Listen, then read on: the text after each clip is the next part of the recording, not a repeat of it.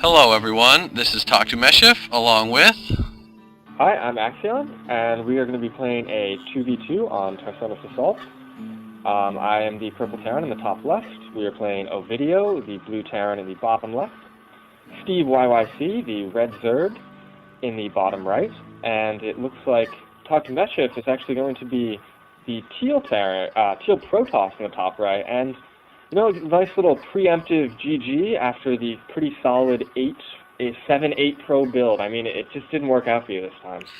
You know what? I like to get my GGs out of the way early in the game rather than be the one saying it at the end of the game. So, I threw out the GG, but in all seriousness, GG is the same thing as good luck, have fun for me. So I'm just saying good luck. I hope to have a good game. And I did decide to go Protoss, as you can see. Protoss was actually my main race when back in the Brood War days when we were just little kids playing Brood War. I mainly played Protoss. So, I've really changed to Terran just for StarCraft 2. And we had just lost a big game, almost an hour-long game we had lost. And I was pretty frustrated with that. So I decided to go Protoss and see if I can, cheese it up a little bit, do something different. As you can see, I'm throwing down the early Forge. Yeah, I mean, I'm never a fan of cheese myself.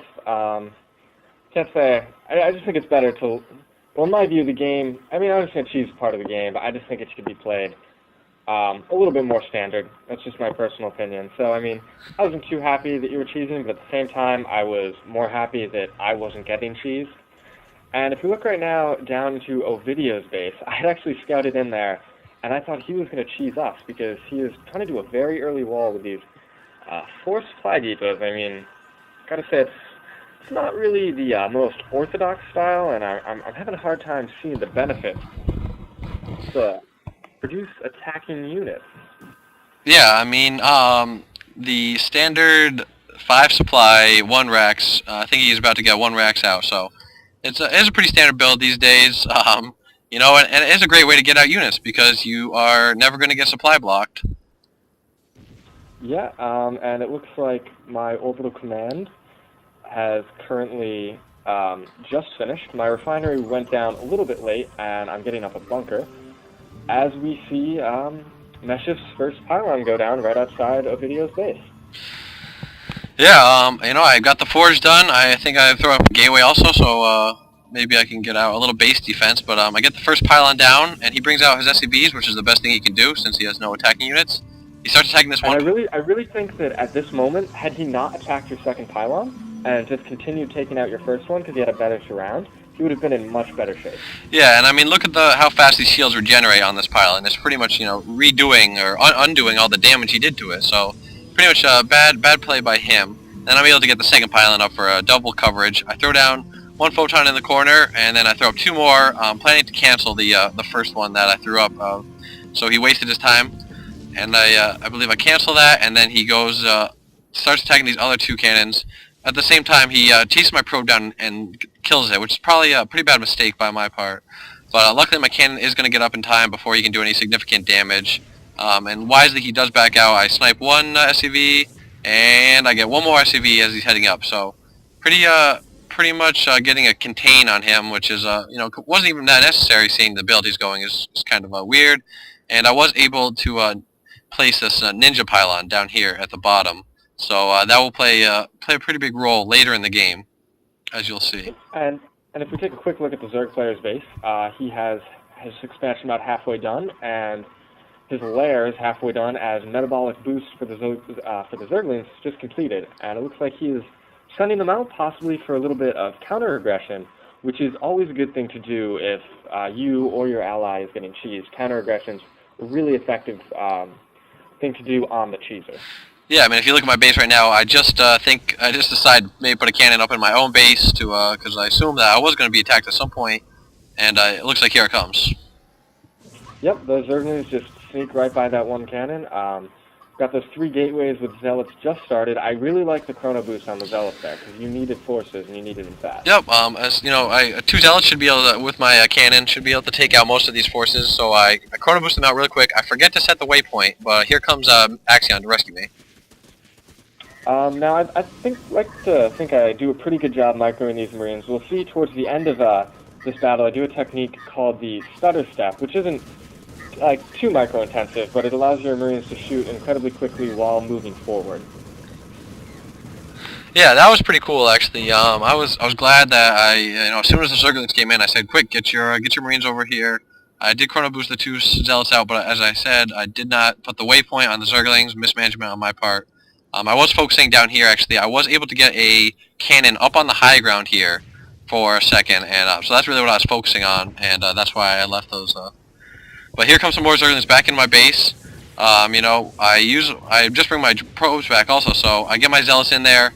And wisely, I bring my zealots and try to get the surround on the Zerglings while I got 1 zealot in here. He's got 2 kills, and I think 3 kills, and he's still alive. And I think my other zealot has 2 kills. I think probably one of my probes even has a kill. But I should get them back to work pretty quickly.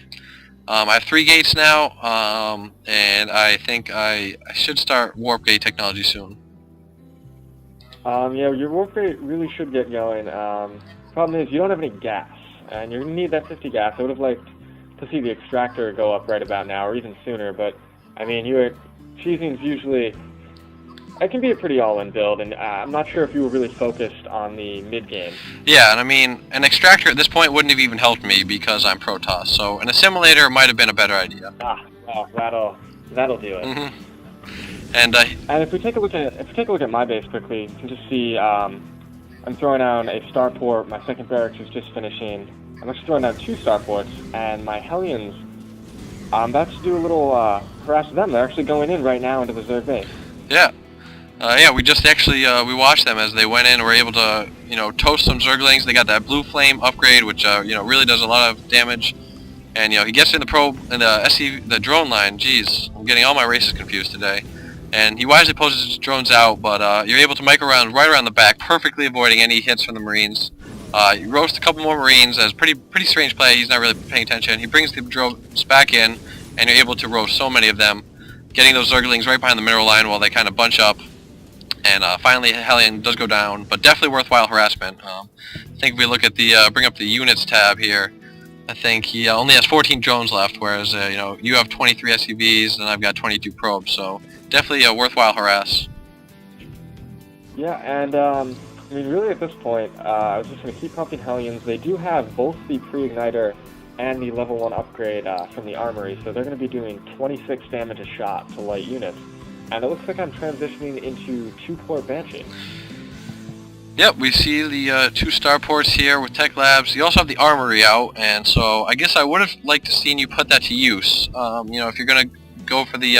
I think it was put a little bit to use from those Hellions. Okay, that's fine. Oh, I did not even see it. You had the vehicle upgrade, weapons upgrade. I did not even pay attention. I apologize for that.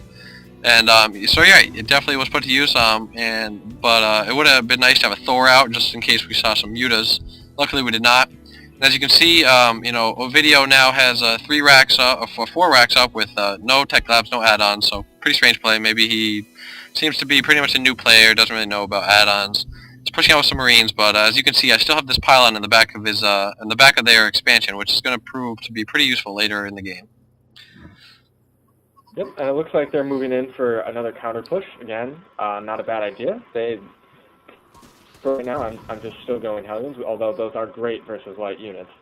But they're just kind of going in, seeing what's happening, trying to bounce back and forth between the bases. Yep, and you notice I did send a probe out. I was trying to get down to that pylon to protect it, throw up some cannons down there. But as you see, I did scout their army, so I throw up a couple more cannons right at the front of my base here to protect against this incoming army. And, the Marines come up, but, they probably, it would have been close. They pulled out, I guess my cannons still had a fair amount of health, but, it would have been close, especially if the Zerglings had moved in with him. I would have been in trouble, so, kind of a mistake for him to pull out like that, and, I did have the Zealot at the choke point. You just go over here and tell him to hold position, and therefore your Zerglings can't run through him. He won't, go down the ramp and, leave the hole open, but later on, if I need to walk units out of here, I can. So that's just a little trick that you can do. And if we take a look at the blue Terran's base, it looks like my Banshees are moving in. Yep, here we see the Banshees coming in right to the mineral line. And this is pretty much Banshee's doing what Banshees do. I mean, there's been countless debates about the cheesiness, or I'd say Banshee Harass is probably the cheesiest thing I'll do, just because, I mean, as Husky and HD and J9 and all of them like to say, they'll get into a drone line and get about 1,000,000 kills before backing out. I mean, But once I noticed these Mutalisks, I knew it was time to move out. And luckily for me, if we go to my base, I did preemptively assume he was going to transition into Muta, and I got 2 missile turrets up, and my Thor is about almost done, 5 or 6 seconds more, and I will have a Thor out, which will provide me with pretty adequate defense. yeah, like I do like getting the Thor out, as I said earlier. Yeah, the threat of mutas was definitely there, so the Thors, you know, are a really good counter to mutas, especially when mutas get clumped up. That the area damage that the Thors can do can really just chew through mutas, and so you bring your Banshees back, but the damage was definitely done. He's got, you know, he's only harvesting, and here I finally move in. I use this pylon down here. I warp in. I have 5 gates now, so I warp in. I think 10 stalkers and some zealots, and the mutas come over, but I, you know, focus fire them down really quickly with the stalkers. I definitely just have enough, and I think I should be warping in some more units. Yep, here I go. I warp in 5 more stalkers just because I just need to counter the air is really all I'm worried about. I've got enough zealots for zerglings, and Yeah, that was a good decision. I'd say I was throwing up my expansion at the moment. I would say that you could definitely afford to do the same. And it's always a good idea. I knew that he was distracting our Red Zerg player, Steve YYC, with the Stalker, so I knew there weren't going to be any mutas coming out right now at the moment. So I took the opportunity to use my Banshees and go in and try to snipe. yeah, I mean, this is really one of the key plays to the game. I mean, being able to kind of a 2-pronged attack when he's not really ready was really instrumental in this game. And so coming in here, and you're just about going to get a bunch of drone kills, and you know that's really awesome. And you know, he says good show. He liked our play. You know, it was a little cheesy with early contained by the cannons, but you know, now we can get the GG from them, and you know, we get down the command center of the barracks, and Steve leaves, and Ovidia leaves, and that is the game.